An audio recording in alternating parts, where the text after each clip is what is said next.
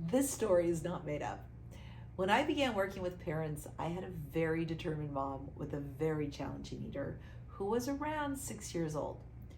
He was heavily addicted to McDonald's chicken nuggets and needed to begin a gluten-free diet. So for a week, the mom studied chicken nuggets. So she broke it apart, and I worked with her developing a recipe that was as close as we could figure out to an actual chicken nugget.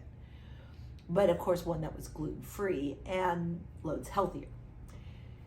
She created a makeshift mold. She bought ground chicken and then coated it with a gluten-free blend and added seasoned salt. She got a deep fryer. Air fryers weren't available back then. And this amazing woman saved her son's chicken nugget boxes and would literally drive through McDonald's and, like the warrior Houdini that she was, slipped her box into the bag as it was being handed to her. Her son immediately continued his love of the nuggets, and eventually she was able to serve them at home without the box. The way something looks is a way we prepare ourselves for how it tastes. Most of us don't do this consciously, but we have expectations that unnerve us, especially when they're not met. I was at a restaurant with my 64-year-old partner, Ron, and he pushed the white beans served on his plate aside. What's wrong? They look like maggots. You know they aren't maggots, right? Yes, but I don't want to eat them. Did you try them? He begrudgingly tries them and says, actually, they're really good. So he ate a bit, but he really still couldn't get over to the fact that they looked like maggots.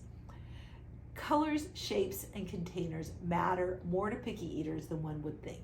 Even if it's not logical, there is usually some deep fear involved with the memory that scared them from the food, from this food, somehow identifies with that memory.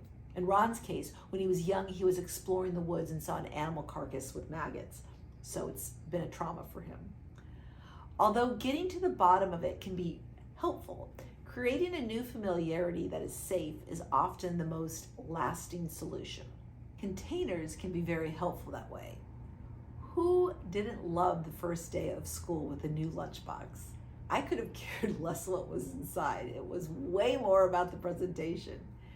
We definitely don't want to feel the need to add a food entertainment repertoire to our list of kitchen duties.